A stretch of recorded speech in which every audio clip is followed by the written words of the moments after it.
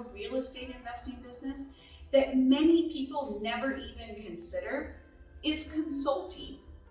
If you've done anything in your real estate investing business, whether it's flipping houses, whether it's listing properties and selling properties, whether it's setting up short-term rentals, some of them have turned them into community gardens and farms. Whatever it is that you have done in your business, offer a consulting service, and in doing so, you can charge a fee. This consulting job could be the answer. So for instance, one of my guys is a phenomenal developer. He could offer his services on a consulting basis to help a newbie developer have some oversight into his project and property that could save him hundreds of thousands of dollars. If you wanted to set up a short-term rental, for instance, a lot of people come to us and they use our consulting services to help them set up short-term rental properties in their portfolio.